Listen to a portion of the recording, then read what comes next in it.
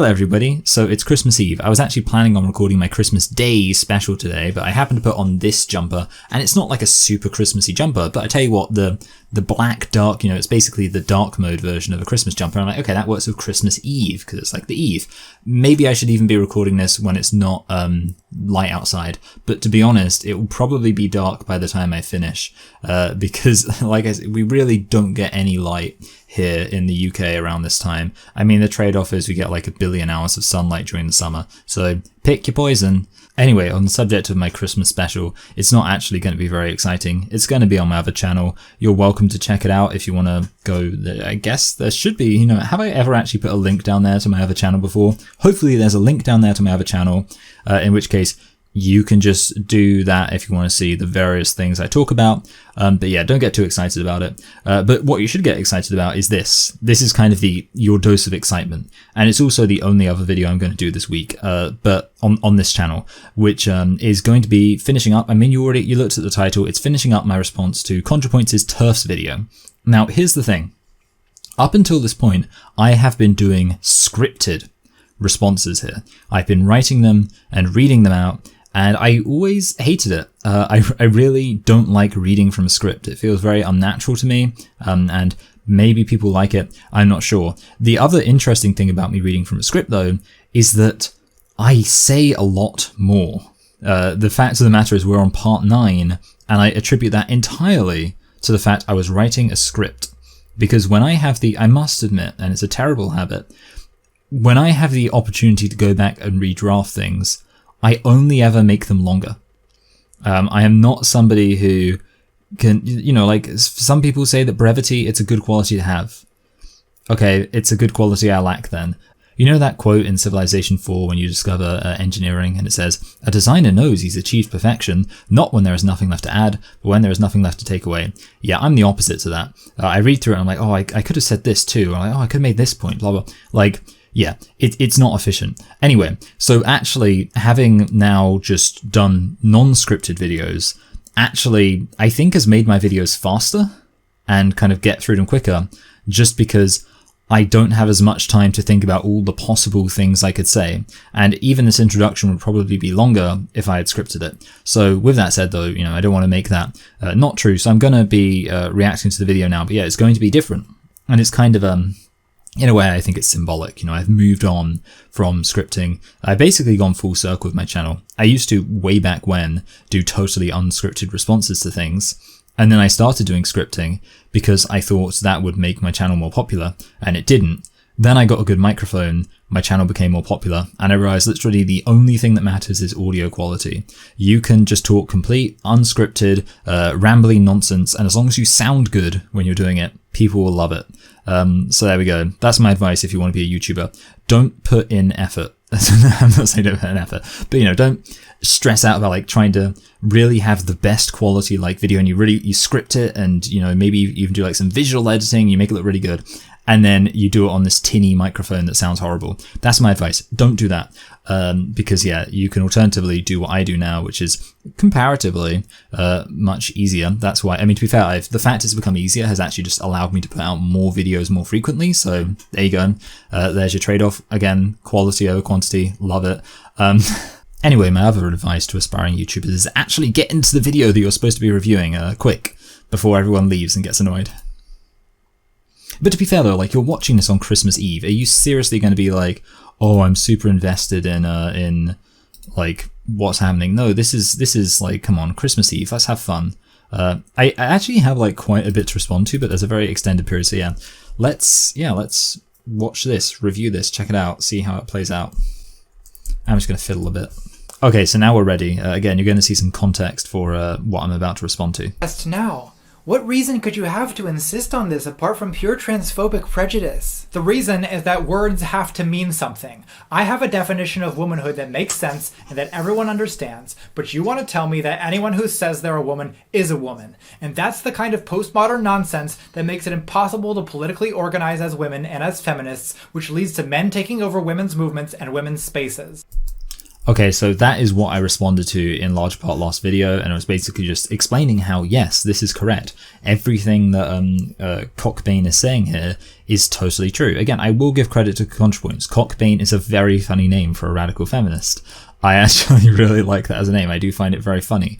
But yeah, basically that is the claim being made, and essentially what I was doing was showing how this is a really good point, and something I already touched on I think in my autogynephilia video is how like it was kind of shocking that Contra made Cockbane make such cogent and intelligent and clever arguments, and then, well, let's see, okay, so these were the arguments, and obviously you would expect, obviously, that Contra, having made Cockbane make such intelligent, cogent points, that Contra is now going to be able to refute that substantively. Your assumption is still that trans women are lying men pretending to be women. For what purpose? Okay, so notice, that's not responding to really the bulk of what Cockbane was saying. That's not responding to the point that woman has to have a meaning. And if a woman doesn't have a meaning, then it makes it impossible to politically organize as women. These things are not being brought up. Now, obviously I'm not going to go through everything that it's failing to address, but a lot was just said by Cockbane, a lot of very good points were made, and the only response is, well, you're just assuming that trans-identified males are simply just men trying to dress up. For what purpose?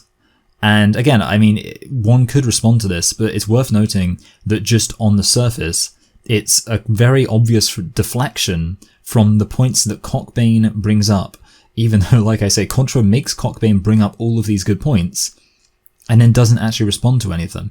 It's absolutely fascinating. To enjoy being potentially rejected by their families, evicted from their homes, abused by the police, and raped in prison? Why can't you just believe? Okay. There we go. So the question is, for what purpose to go through all of these horrible things? Now, so on the surface, this is a bit confusing because the original context here was talking specifically about predatory males dressing up as women for nefarious purposes. And now Contra is talking a bit more a bit more generally about the experience of trans-identified individuals in society, and saying, well, why would anybody do this if not for some kind of, because they believe it authentically reflects who they are? Now, the issue I have with this, apart from anything else, is why would it authentically reflecting who you are be considered a reason why somebody would go through all of this, but sexual opportunism isn't, right? Like, think about this for a minute. The argument Contra is making here is, well, why would anybody go through all of these horrible things they go through, being bullied, being rejected by their family, being attacked by people on the street? Why would they go through this? And it's like, well, they are going through it, clearly. The fact that there are trans-identified people demonstrates pretty clearly that there are people who are willing to go through all of this stuff. So then the question becomes, what is it that might motivate people to go through all this stuff? And Contra seems to be suggesting that being a predatory man would not motivate somebody to go through all of this stuff. And my question is, why? Why not? You seem to be saying, for example, that people would be willing to go through all this stuff because they believe it satisfies some notion they have of who it is that they truly are. But why should that be something which is a greater motivation to go through all of this stuff than trying to achieve some kind of sexual gratification as a predatory man? You're just not explaining that. Now, with that said, I do want to talk a bit more generally about this idea, because I want to point just a few things out. So first of all, if we're talking just generally about trans identity, there's loads of reasons why somebody could be trans identified, lots of which would really position somebody as almost at least as much of a victim as they are, a villain, if you like. So obviously, you can talk about in general the fact that, we have in our society this idea of gender which is very harmful to a lot of people and affects the way a lot of people see themselves. And I think it's very possible that somebody could authentically have this, have had gender, have all of these effects on their brain where they get this idea that they're actually a woman stuck in a man's body or something like that. And they very sincerely believe it. And in that sense, they are a victim of this, pressure, this socialization, which tells them there is a way that men should be and there is a way that women should be. Now, they are also, of course, perpetuating the very system they're a victim of by allowing themselves to believe and to act in accordance with the notion that they are a woman trapped in a man's body, they are adding to this notion that being a man or woman means something other than just simple biological reality, that somebody can be a woman or a man in a sense other than just with relation to their biological sex. And I think that harmful idea is what causes people to get this, notion in their head of, oh, maybe I'm not really a man. So I think people are both victims and perpetuators of that system. Now, obviously, in the case of children, though, I mean, it's you almost couldn't expect them to know better. And within that context, when you talk about children transitioning, certainly I don't think anybody's suggesting that they are conscious agents of patriarchy or anything like that. No, I mean, to be fair, I don't think very many people can be described as conscious agents of patriarchy, but children certainly to the least extent that they could be. They're just often going to be acting on a lot of the socialization that tells them that this idea of being a boy in a girl's body or a girl in a boy's body, that these ideas make sense. They probably have parents who are pretty gross and sexist. Obviously, we know examples of trans-identified males, even on YouTube, who are open about the fact that they were previously identified themselves as a gay man or a gay boy, and then their conservative parents didn't like that. And lo and behold, now they're actually a trans-identified male, or as they would call themselves, a trans woman. Again, I think it would be very kind of sympathetic, but appropriately so, to recognize that these are actually people who are victims of a lot of negative things. Obviously, homophobia, as well as I think a general aversion to gender nonconformity that exists in our society.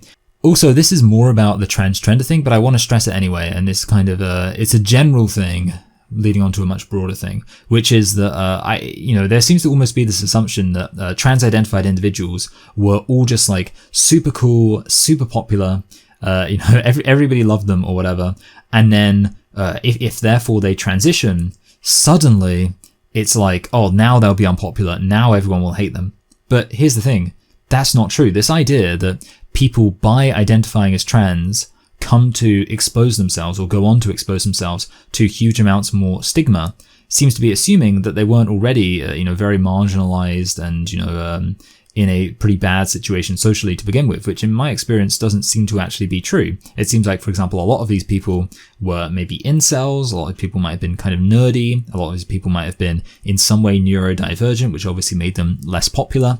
The reality is, this myth that a lot of people will bring up when they talk about like this idea of why would anybody ever choose to be trans or I shouldn't say choose to be trans, but choose to identify as trans, when that will expose them to so much negative energy and so much, kind of social stigma and stuff like that. It's like, well, you're assuming this nonsense idea that it's actually just like the totally cool people who don't have anything else going on, and if they weren't trans-identified, everything else in their life would just be completely normal, and they'd be they'd get along with everyone and stuff like that. Well, isn't that true? It seems like a lot of the time, it's especially when we talk about children, for example, it's the very kind of unpopular children, the children who are maybe seen as a bit awkward, who end up identifying as trans. But I want to make a very key point, which is that this is all assuming that identifying as trans actually causes you to be subject to more discrimination or more negative feelings.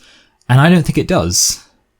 Here's the thing. I don't think that anybody, because you always run into the issue of somebody's trans identity is not perceptible to you. It's not perceptible to me. It's not perceptible to anyone else. How could I even discriminate against somebody based on their trans identity? I'd have to make sure I ask them first, say, excuse me, do you identify as trans? Which would be a pretty, difficult thing to do. Now, having said that, I do think it's possible that somebody could be discriminated against because of gender nonconformity. But if somebody's already gender nonconforming, what additional discrimination are they going to encounter based on being trans-identified? If a biological male is wearing a dress, I don't think that discrimination, assault, attack, stuff like that is likely to be that much affected by whether or not they identify as a woman or not. I actually find the entire premise that identifying as trans causes you to face more discrimination very dubious, because I think ultimately the main thing people get discriminated against for is gender nonconformity. ContraPoints seems to be assuming, in a very sexist way I'll add, that if a man is wearing a dress, wearing makeup, whatever else, basically, if a man is gender nonconforming, then that man must actually believe that they are a woman. And that's not necessarily true at all. It's entirely possible it's a man who is gender nonconforming who still considers himself to be a man. And in that case, he is facing just as much discrimination as he would face if he identified as a woman, but he doesn't identify as a woman. So ultimately this point flops pretty hard, both in terms of arguing that somebody wouldn't do something which would cause them to be subject to more discrimination, and it's like, but they are, so what's your point there? And also even the claim that they would be subject to more discrimination. I'm not entirely sure that's true. Why can't you just believe that some people might be radically uncomfortable with their assigned gender or sex? Okay, this is a difficult one. So, first of all, gender and sex are, well, obviously not being conflated here, but grouped together in a way that I would argue is really not appropriate. So, the claim is, let's break it down. So the first claim is, why can't you believe people might be radically uncomfortable with their assigned sex? Well, first of all, it's not an assigned sex, is it? So maybe we'll just say assigned gender and assume that the assigned isn't supposed to be referring to sex, because obviously it's not an assigned sex, it's an observed sex. And I think saying assigned is inaccurate. Here's the thing, is there any gender critical feminist, like any gender critical feminist, who does not believe that people are uncomfortable with their biological sex? Especially, and I should say, I think it's possible that lots of people are, more generally, but especially trans-identified individuals, right?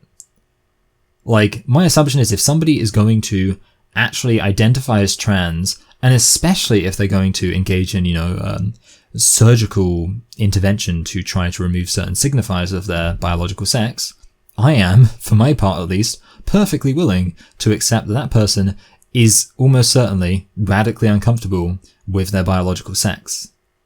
And I don't think most gender critical people would disagree. Here's the question. Why does that mean that we should affirm this person's discomfort with their biological sex? That's the question. That's the issue. Because here's the thing. Notice this, by the way.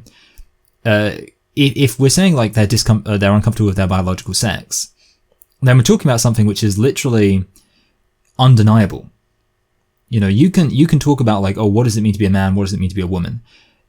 Ostensibly, gender identity extremists aren't denying biological sex, right? So biological sex can't be denied. So within that context, if somebody is uncomfortable with their biological sex, what can we even do? Like, what's even the action that should be done there, right? Because their biological sex is immutable. Unless, like you say, you're going to deny the reality of biological sex. So ultimately, this is being presented as if it's like a crux of this distinction between the gender critical view and ContraPoints' view. And it's not really, because surely, I think Contra would claim to not deny the reality of biological sex. So we both agree biological sex is a reality. So ultimately, if somebody is uncomfortable with their biological sex, we both believe the same thing, which is that there's nothing that can be done to change the reality of their biological sex. Now, if there is a disagreement, it might be over something like, should it be considered appropriate for them to engage in surgical intervention to remove certain signifiers of their biological sex, or at least alter certain signifiers of their biological sex? And in that context, I would tend to say, no, I think that it's very important that we focus on trying to get people to be comfortable with the reality of their biological sex, rather than, getting stuck into this whole medical industrial complex where these doctors make very large amounts of money off of doing surgery on all of these individuals. I'm personally, not fond of that. Whereas maybe Contra would say, no, actually, it should be legitimate for somebody to, like I say, take all of this medical transition stuff in order to affect and, alter the, like I say, external indicators of their biological sex. However, here's the thing. Either way, that's not the central question when it comes to gender identity. The question is, should somebody who has gone through all of this surgery and stuff be considered a woman? Is a biological male who has removed certain signifiers of their biological sex a woman? That's the question. So ultimately, it's almost like this is two levels of irrelevant to the question. First of all, it's irrelevant because ostensibly, I think ContraPoints would claim we don't even disagree on this topic, because we both would, again, I don't think ContraPoints actually believes biological sex is real, or I think ContraPoints ultimately is inclined to deny biological sex, but I'm assuming ContraPoints would claim not to be denying biological sex. So considering that ContraPoints is claiming that, and probably would claim that, in theory, we both agree. We both agree that regardless of whether somebody has a problem with their biological sex or not, that doesn't change the fact their biological sex is a reality. And apart from that, then you have, okay, maybe we disagree on what's the appropriate response in terms of how this issue should be dealt with medically, with me tending to prefer and favor, actually biological sex affirming therapeutic care, while Contra would prefer surgery, basically making lots of these surgeons, this medical industrial complex, very rich, usually at the expense of to the expense of these trans-identified individuals. That would be ContraPoints' preference. I would tend to disagree. There we go. But the point is, again, that has nothing to do with whether or not a biological male can be a woman. The question of should a biological male be able to go through medical intervention to remove certain signifiers of his biological sex is not the same thing as the question of can a biological male be a woman. That seems to me like it should be a pretty obvious point. Now, the other claim was that somebody could be radically uncomfortable with their assigned gender. Now, here's the thing. Again, the problem is gender's used in different senses. So I'll just say on the surface, well, if we're talking about gender in terms of gendered roles and expectations, well, yes, obviously people can be uncomfortable with that. That's the whole point of gender critical feminism. I'm assuming that's not what's being referred to, and rather what's being referred to here is gender, meaning whether you're a man or a woman. And the issue there is that you can be uncomfortable with a word that people use to refer to you, but ultimately you can't just insist that all of the actual, English language changes to accommodate that discomfort. The reality is that saying to me, I've said this before, but gender identity is a meaningless thing because it's basically just saying a word you don't like. It's like, oh, I don't like being called a man. It's like, okay, it doesn't really mean much. You say, why can't I believe somebody would be radically discomfortable with that? Well, I suppose you maybe have a point. I struggle to really genuinely believe that somebody's sincerely just uncomfortable with a word they're being called. Now, what I would actually believe instead is that these are individuals who quite probably have attached lots of sexist ideas to what they think it means to be a man or woman, and that's why they're uncomfortable with being called a man or woman. I think if somebody just recognized that a man or woman is a completely value-neutral way of referring to and identifying biological males and biological females, I don't think that would cause them meaningful discomfort. So there we go. Because for me, it's personally if somebody called me a woman or a man or whatever else, if they called me a man, I wouldn't care because it's accurate. And if they called me a woman, I sort of wouldn't care because it's inaccurate. It's almost like when people call me an incel. It's like, okay, that's fine. I'm not, so I don't really know how to, it's one of those weird things, yeah. If it's just totally true, it doesn't really bother me. And if it's totally not true, it doesn't bother me. And ultimately, in the case of, like I say, man and woman, it's a completely value neutral statement. It's not saying, but the problem is, so when you say to me, I am radically uncomfortable with the idea of being called a man, that tells me you're sexist because it tells me that you are attaching a value to the idea of being a man. If you were not sexist, you would recognize that being a man or woman, these are value neutral statements. So why would you be uncomfortable with being referred to as a man or a woman? It doesn't make any sense to me. So yeah, it's not so much I don't believe it, because I do believe people are sexist.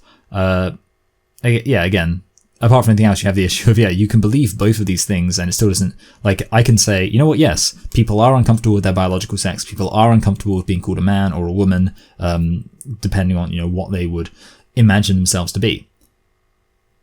You notice it didn't really have anything to do with the actual argument. Because 1 minute you're telling me that severe mental illness is what makes someone transgender, and the next you'll be asking me to accept that not all trans people transition and that women with short hair are actually a third gender. This is counter-revolutionary, individualist nonsense that puts personal feelings over political structures. Yes. Oh, Cockbane.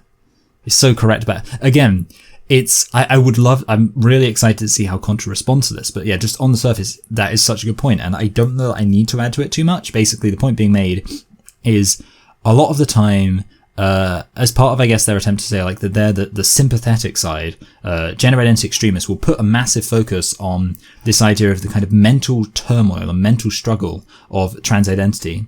But then they'll also turn around and offer a completely separate like understanding of trans identity where it will all be about like just anybody can, you know, say that they're a man or woman based on nothing. It's just like constantly moving goalposts, constant bait and switches, and it's so correct of Cockbain to point this out.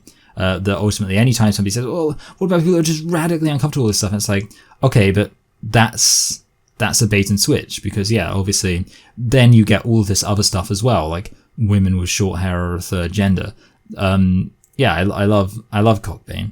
And yeah, I'm not really going to, I'm not going to elaborate on this too much. Again, if I was scripting, I probably would have been like, oh, I should try and say something more about this. But yeah, I'm just going to let it stand on its own merits. It was a good point.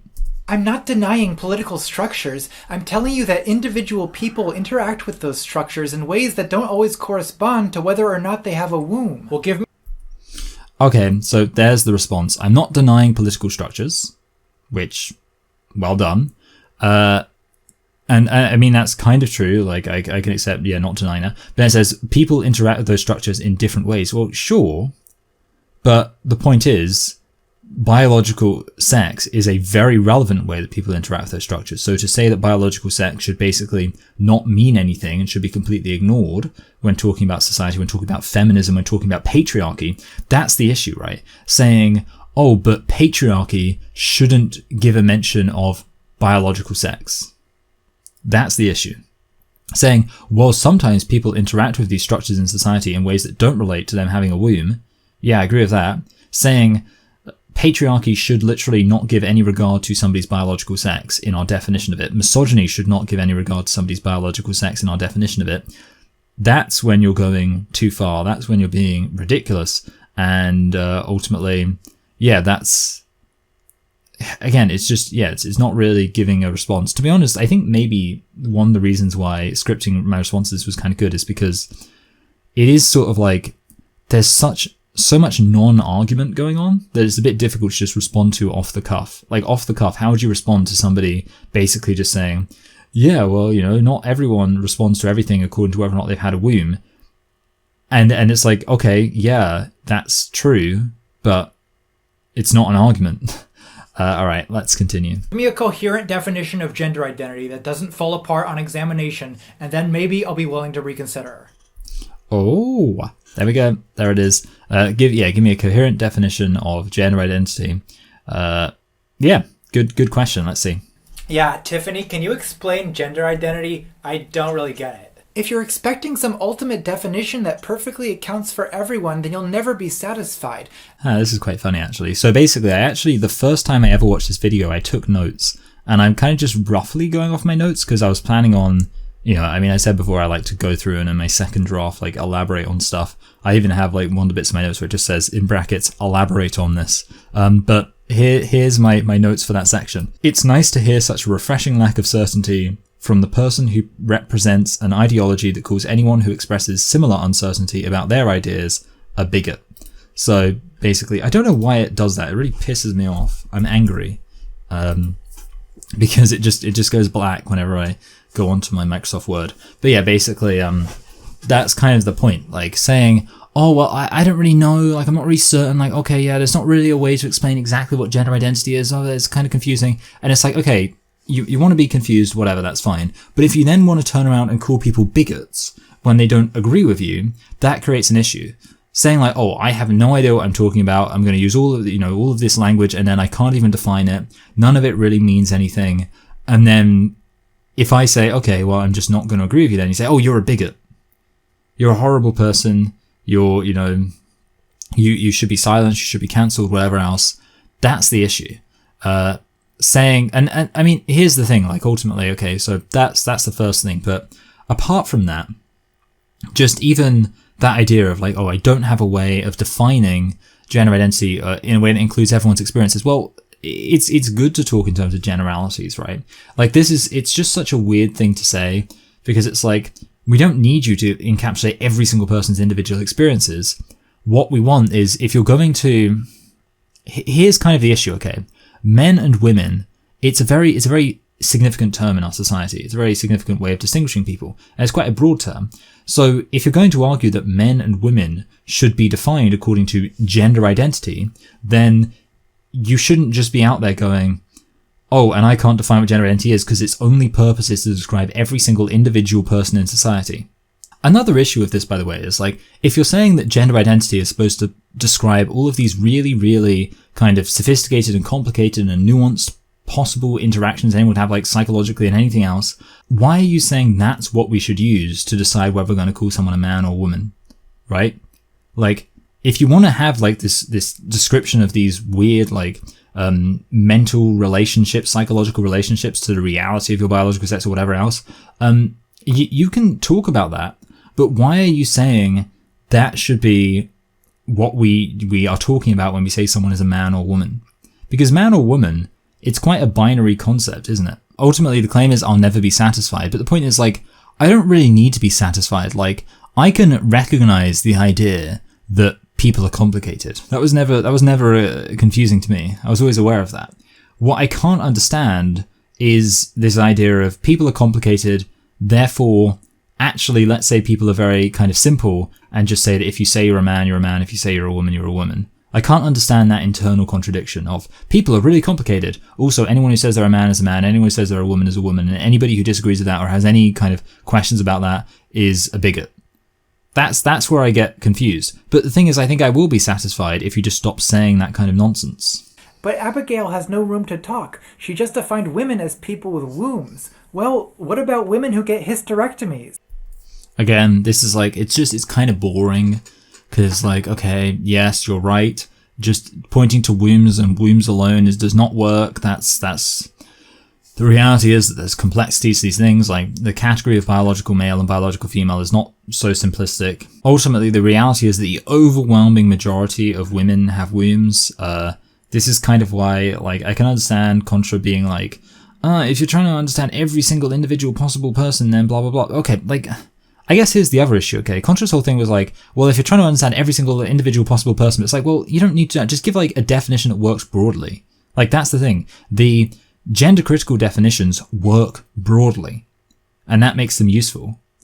The gender identity extremist definitions seem to not work at all. So that's a pretty big distinction. Like, saying women have wombs works broadly. And sure, it doesn't account for every single individual complex thing, but that's not the standard, right? That's an unrealistic thing to expect, as Contra touched on. But here's the thing, Contra's basically come out and said, well, gender identity can't explain every single individual complex thing, but neither can the gender critical definition. Okay, fine, but you know what? The gender critical definition can very easily explain the broad trends of society, the broad trends of patriarchy, the broad trends of misogyny, the broad trends of what it means to be a woman. Can your gender identity nonsense do that? No. They still have XX chromosomes. Well, what about women with Swyer syndrome who have a uterus but XY chromosomes? That's an aberration. Well, yeah, okay, so basically it's just the complex, like, oh, what about all these differences of sexual development? Yeah, I agree. There's not one thing you can point to that makes somebody a biological female. God damn it, Abigail. Every definition is perfect if you ignore everything that doesn't fit the definition. Again, I will reiterate the issue I have with this, which is, and it's kind of an issue that just suddenly jumped into my head. If you're going to argue against the definition because it doesn't fit every single individual complex little thing, that's fine. But what if the definition is actually arguing that its main strength as a definition is that it accounts for all the broad things, the broad tendencies, the broad trends, and your definition doesn't? That's the question that needs answering. And if this shitty argument is the only reason you have to disregard the lived experiences of thousands of trans women, well, it's hard for me to believe that's anything but bigotry.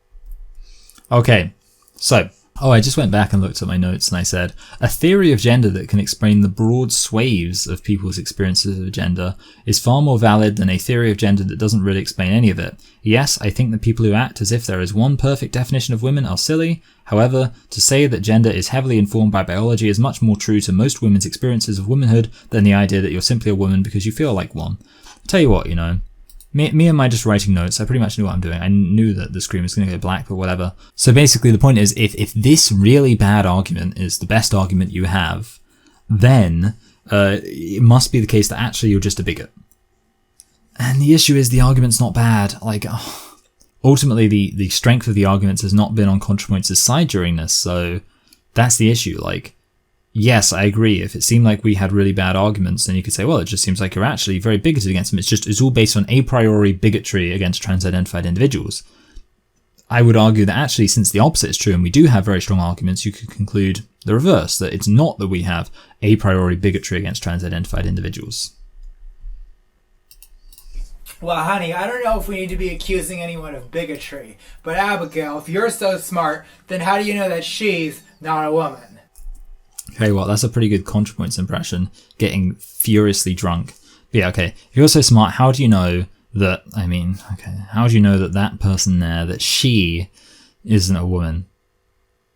Because they're biologically male. But okay, let's see, yeah.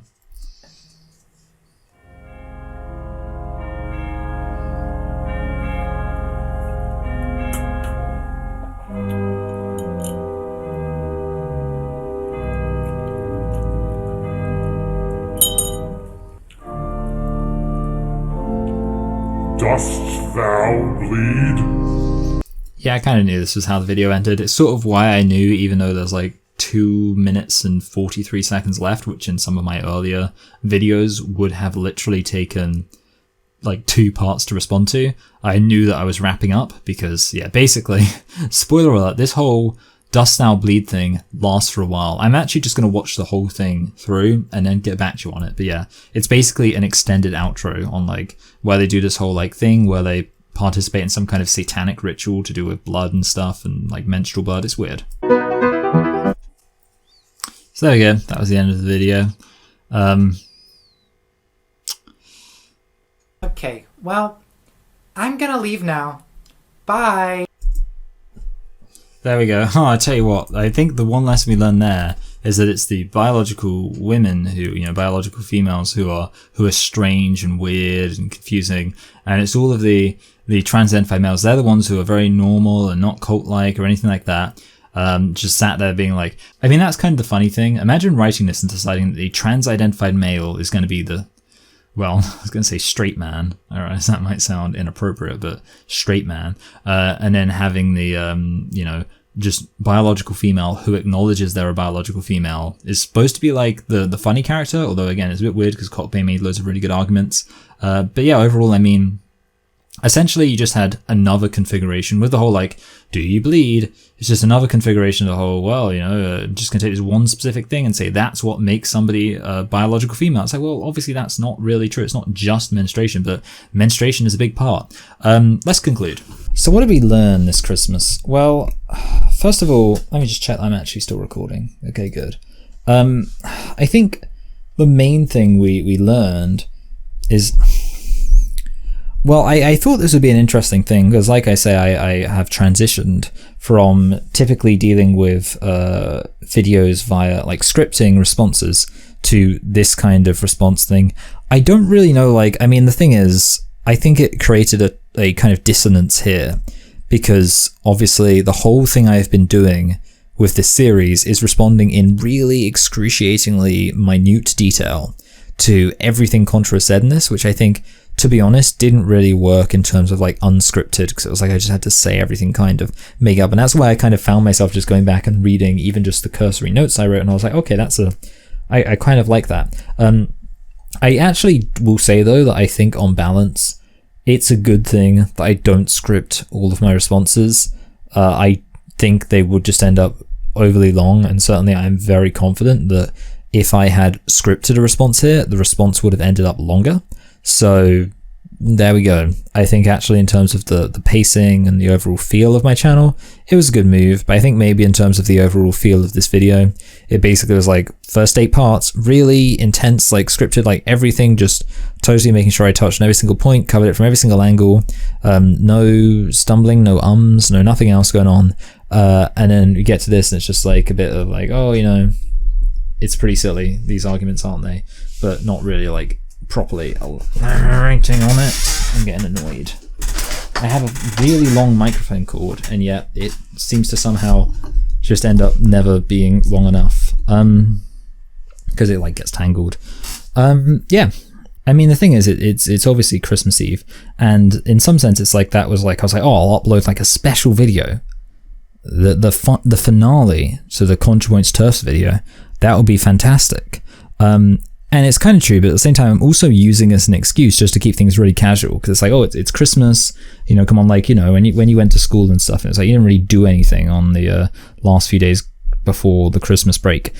It's kind of like that. Like, seriously, am I going to actually produce like a proper, intense, scripted response to ContraPoints at this time? Well, clearly not.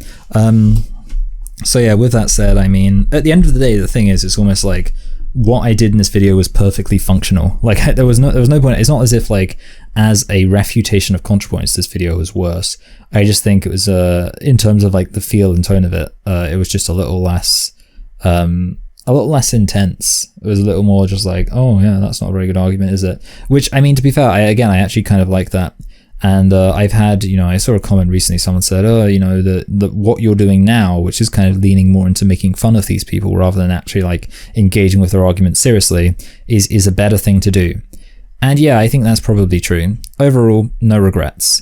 Yeah. That's what I've learned. In many ways, this was like an experiment for me. It was like, well, I'm going to take this series that I've been scripting my responses to so far and try just giving like a off-the-cuff reaction, see how it works out. And my answer is, oh, it worked out kind of okay. But now, yeah, I've got to the end, and it's kind of like, at this point, let me just clarify, if you don't want a long, drawn-out, I mean, to be fair, it's too far into this to be saying this, like, at this point, but yeah, if you didn't want a long, drawn-out conclusion, you can leave now. But, yeah.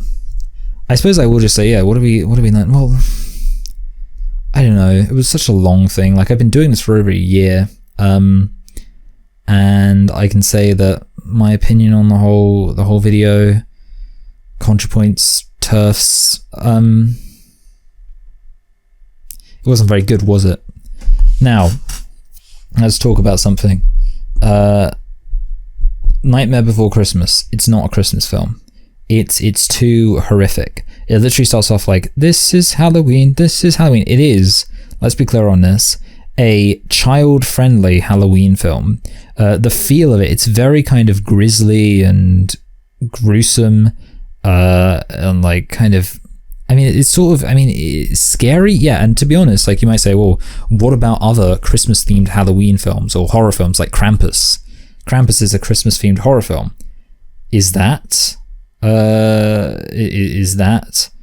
not a Christmas film? And the answer is no, it's not. I genuinely, like, I actually do quite firmly believe that horror films, and again, you know, Nightmare Before Christmas, is it scary? No, but it's clearly like horrific. It's clearly supposed to be like a horror film in a lot of the ways it's presented. Like, it's kind of, you know, like Corpse Bride, Paranorman. It's something which you should show to children, like young children, to kind of get them introduced to this idea of like horror films.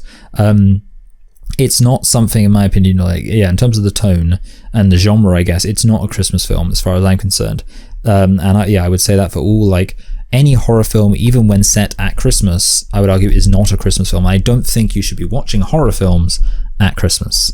I don't think it makes sense to watch you know, like a non-Christmas themed horror film at Christmas, and I don't think it makes sense to watch a Christmas themed horror film. With this said, you can probably imagine my opinion on Die Hard. It's not a Christmas film. It's an action film. Action films aren't Christmas films, okay? Let's just get this clear, okay? And this is something I want to stress. What makes something a Christmas film is 100% tone and genre. Christmas films should basically either be fantasy, action, adventure films, and I want to stress, okay? When I say fantasy, action, adventure, what I basically mean is some combination of those things. Not so, for example, it doesn't have to be, it either has to be fantasy action, action adventure, or fantasy adventure, you know? And it could just be pure fantasy, or it could just be pure adventure, but it can't be pure action, because pure action, that's like Die Hard, it's Commando, it's, you know, Predator. The reality is that those aren't Christmas films. You don't gather, like, this is the issue, okay? You don't gather the family round and be like, okay guys, it's Christmas, let's watch Terminator. don't do that. What are you on about? So for me, again, it's the exact same logic. It's like if the tone and genre of the film is not something where you would ordinarily sit around and be like, okay guys, it's family time, let's go, it's Christmas time, let's go sit down and watch this. The fact that it's in some way Christmas themed doesn't, and to be fair with Die Hard, it's literally just set at Christmas. And like, here's the thing, I feel like a lot of people who say Die Hard's a Christmas film, I feel like they're doing it to be quirky. It's like, oh, it's a Christmas film, but it's an actual, isn't that like, and it's like, no, I don't have any tolerance for your quirkiness. No. Don't, but okay, sorry, the other thing I just want to say is also family comedies. But here's the kind of point I want to make. Harry Potter is a Christmas film. I realize it's not one singular film, but one of the Harry Potter films is a Christmas film. Not necessarily because it's to do with Christmas, but because it's fancy adventure film. I'll tell you what, all the Pixar films are Christmas films because they're films you can watch with the family. That's for me the qualifier. And I don't care if you want to be like some kind of non-family person who's like a loner, and and I'm not saying, I realize there are people who don't have families for reasons that don't necessarily reflect on their personality. But okay, you want to do that. I mean, just, that's fine, but ultimately that's not what Christmas is. It's not like saying, well, I personally watch films that are just, dark, miserable, sordid affairs, because I don't have a family. For me, Christmas is just being sat alone or like sat with one other person. It's all, a bit understated. It's like, fine, that's your Christmas, but it's not the Christmas. It's not Christmas as Christmas should be.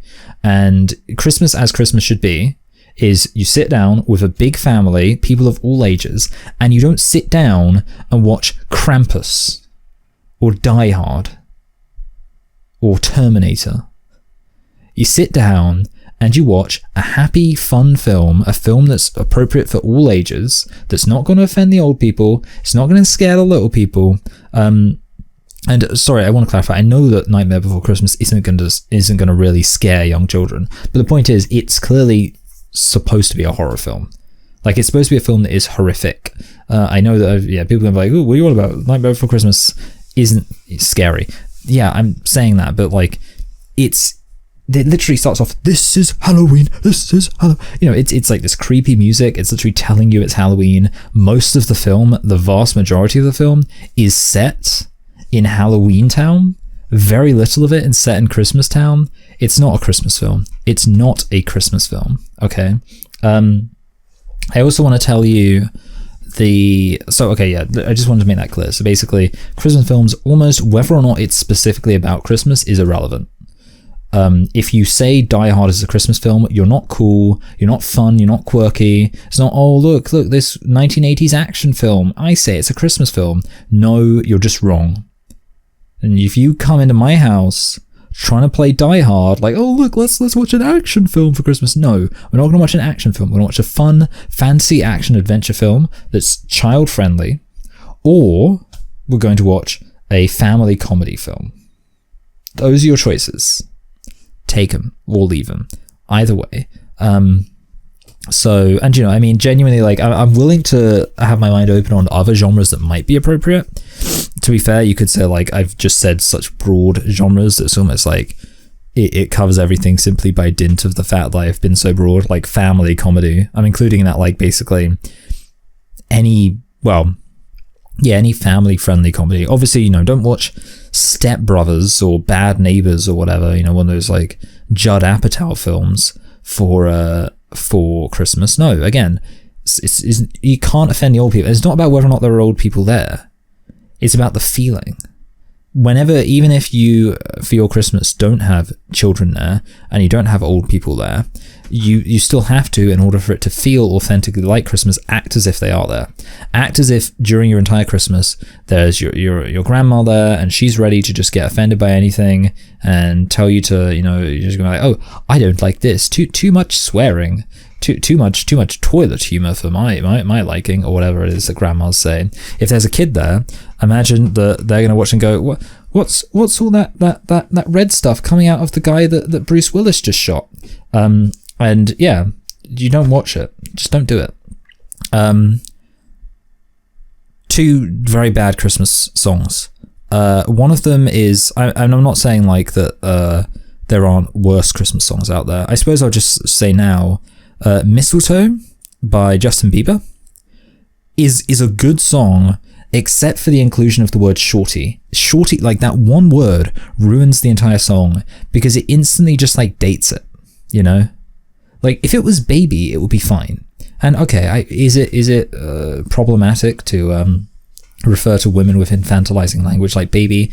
Yeah, I suppose. But at this point, it's almost like it's such an established thing that I just argue it's just a word at this point. I don't know.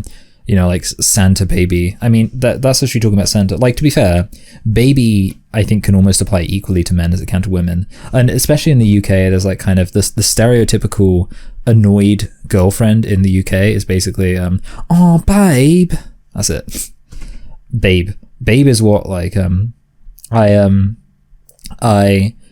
it's basically my only metric for whether or not I'm dating a working class person, if they call me babe.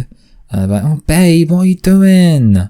Don't do that. Anyway, the point is that, yeah, if it was with you, baby with you, fine, perfectly fine, literally 100% okay with it. I would countenance putting it on my Christmas playlist.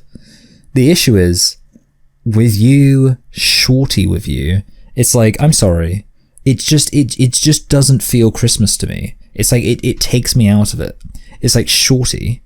Okay, and I get it. Okay, shorty, it's been around for a while, and it'll probably be around for a while. To be fair, I can't really remember the last time I heard a song released that used the word shorty. I feel like it is kind of a very, well, I don't know exactly when it is, but I feel like it's something which was being used when I was a kid, and I've not really seen it being used since then. I say when I was a kid. To be fair, I think Mistletoe came out when I was like 17, 18, but I'm counting that as me as a kid. I feel like it's a word that's used less nowadays, shorty. But either way, and I also recognize it's not like a super modern word either. It's been around a decent while, but it's just, there's something about it. It just doesn't feel Christmassy. Like if you, again, I kind of apply the grandma rule, if you are playing some music, I think, she'll hear baby, she'll be fine. She'll be like, oh yeah, with you, baby, with you. Obviously, is your grandma going to recognize Justin Bieber? Maybe not. But I think, kind of similar to how, bear in mind, like, if your grandma probably was born significantly before. In fact, I almost feel like it would be biologically impossible for this not to be the case. Mariah Carey's All I Want for Christmas Is You. And yet, All I Want for Christmas Is You is a classic. No one would ever deny that All I Want for Christmas Is You, yeah, that was right, is a classic. But significantly, it's obviously something which, for lots of old people, is a new song. And I would imagine for them it's not jarring. They listen to, I don't know, White Christmas by Bing Crosby, and next thing you know, Mariah Carey comes on, All I Want for Christmas Is You. For an old person, I'd assume it's like they have gone from a song which even for them is a classic Christmas song to a song which for them is a relatively novel thing. But I think even then they'd still be able to recognize that it is a classic Christmas song. They'd be able to recognize it as a Christmas song and be like, it's kind of crazy when you think about how much, my grandparents, they were born before loads of songs. They were certainly born before loads of songs. My grandparents were born in the 30s. But yeah, basically, that's crazy. Like all the classics are new to them. I guess apart from like the old hymns and stuff. But yeah, that's the point. It's like for them, these are new songs, of course. But the point is, okay, you're playing the playlist, and that's kind of the point. When I talk about the Christmas playlist, I'm talking about the Christmas playlist that you can put on and you can leave it playing. You don't have to skip anything, nothing like that. You just leave the Christmas playlist playing all day. And the thing is, I think that the good Christmas playlist, everyone's listening to it, and there's no point there's no point that's jarring. It's like every single song that comes on, oh, it's a Christmas song. It's a real Christmas song. The issue is that suddenly Justin Bieber's Mistletoe comes on. It's good. It's kind of got does it have sleigh bells in it? I think it does. It's like, everyone's gathering around the fire, chestnuts roasting like a hot Julyer. I decided to make it rhyme better. But that's the thing, chestnuts roasting on an open fire, it's that imagery is fine. I have no issue with it. I'm a bee under the mistletoe. Very Christmassy. But then you just get that with you, shorty, with you. And it's like suddenly I'm taken out of it. It's not happening anymore. It's like suddenly I'm like, oh, shorty. No, that's not Christmas. No one says shorty at Christmas. And I guess, yeah, applying to the grandma rule, that's when she then says, the hell is this? What's a shorty? And yeah, again, I think grandmas can recognize lots of other Christmas songs as kind of classics, even if they're not classics to them. But in my opinion, Justin Bieber's Mistletoe will never be a classic. But that's not the Christmas songs I wanted to talk about. I wanted to talk about two songs I really don't like, and I don't like them for the same reason, and it's because they both sound like they're being made up as they go along. One is Andy Williams's It's the Holiday Season, and I don't like it because it's literally like, it's like the tune keeps changing, and it's almost like he's making up as going like, it's the holiday season, a da da da, a doobie da, a doobie da ba, ba doobie da ba, a doobie da ba ba, ba doobie da ba, boop da ba doobie da ba da, and it's like, that to me, it's like the amount of times it's like changing. It's kind of like because here's the thing, okay? I feel like if you're making up a song as you go along, you'll just end up kind of changing the tune and stuff like that all the time, because it's kind of like you're not really, you're kind of making stuff up as you go along. It's like sometimes when I read the Bible, if I'm trying to be a bit quirky, I'll like sing it, but because it's kind of like obviously it doesn't actually scan as a song, I'll keep changing the tune. Because it's like I'm just making it up as I go along, And to me, that's what I mean when I say it's this very conspicuous, just like going all over the place. And I wish I could play the song just to kind of like show you what I mean, but I think I get copyright struck. But yeah, it's very it's like it's the holiday season and Santa Claus, he's something some, he'll be coming down the chimney, yeah, oh yeah, that's Santa Claus. I made up that last bit, but the point is like literally it's like it sounds like a freestyle song, like he's just making it up as he goes along, and I really don't like it. It's just it feels very lazy, very like it feels like the whole thing's ad-libbed, and I don't like it. Same song that I dislike for the exact same reason, song I dislike for the same reason. I don't actually know what the song's called, to be honest, but it's Frosted Window Panes is how it starts, by Frank Sinatra. It goes, frosted window panes, ba-ba-da, ba-ba-ja, and literally like the amount that he changes the tune. Hold on a minute, why am I still like this? Come on. Like, I'm finally rectifying it now. Like, I've just been talking with ContraPoints there the whole time. The amount that he just changes the tune is ridiculous. It's like, frosted window pane, it's that time of year when the world falls in love, Merry Christmas, may your New Year's dreams be bright, and may da ba ja boo ba ja ba ja. And it's like, again, it just sounds like he's just making it up as he goes along. Literally, like, it's particularly the bit where he says like, Merry Christmas, may your New Year's dreams come true, and it's like he's just made it up along. Like, what are you talking about? May my New Year's dreams come true? It just sounds so like just made up off the cuff. Like, Merry Christmas, may your New Year's dreams come true. What are you talking about? And then it says like, and it's signed out like may. Oh, you know what? I'm gonna look up the lyrics. I'm gonna look it up on my phone. Oh wow. Okay, actually, this is quite funny. It's not even by Frank Sinatra originally. It's by the Carpenters. So I guess anyone listening to this who's been like, who knows anything is like, oh wow, you're dunking. Okay, yeah, this is how it goes. Okay, it's like, frosted window panes, candles gleaming inside, painted candy canes on the tree, Santa's on his way, he's filled his sleigh with things for you and for me. That's a terrible lyric. He's filled his sleigh. Santa's on his way, he's filled his sleigh, and then what's the next bit? With things. Like, this is even worse actually, because it means Frank Sinatra chose to cover this song that features the line, he's filled his sleigh with things, not gifts, just things, things for you and for me. Like, what is that? Things for you and for me. It's just such an uncreative, uninteresting, profoundly lame line. Just, oh, he's filled his sleigh with things for you and for me. Okay, fab.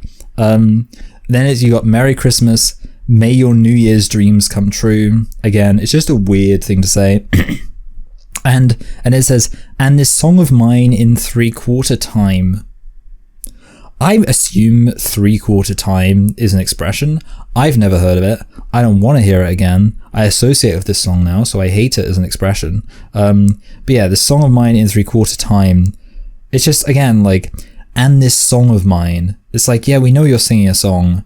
And okay, and then wishes you and yours the same thing too.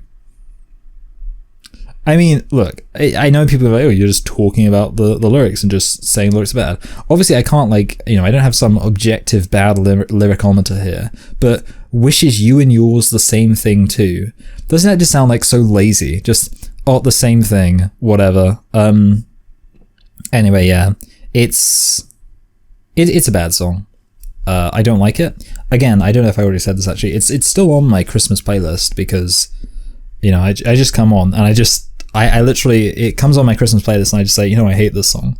And I explain to them why I hate it. I say, look, it just sounds like it's being made up as it goes along. And yeah, same thing for the, it's the holiday season. I mean, the thing is, like, the other issue is, it's almost like, at least with that one, it's like any individual bit sounds okay. It's just the way, like, it's constantly changing that makes it sound like it's going along. It's like, it's the holiday season. And you're like, okay, that's fine. And then it's like, he'll be coming down the chimney now. It's like, okay, that works too, but it's like you just put them together in like this way where it kind of sounds like you just imagine somebody kind of when like somebody's kind of left on stage for some reason, they got, I don't know, like maybe they're sort of like in Mean Girls when they're doing Jingle Bells Rock or whatever it is, and like the sound goes off and they make it up as they go along. It's like that, but if they did it badly, and they like, so instead they maybe tried to make up their own song, but they were just making up the lyrics as they went along, and because they were making up the lyrics as they went along, they also had to make up the tune. So they're just like, he'll be coming down the chimney now. Yeah. Anyway, so that's ContraPoints refuted. In addition to the names scrolling past on your screen right now, I would like to give a special thanks to last month's patrons, Miss and Hassan. Thank you to both of you. You are both very appreciated.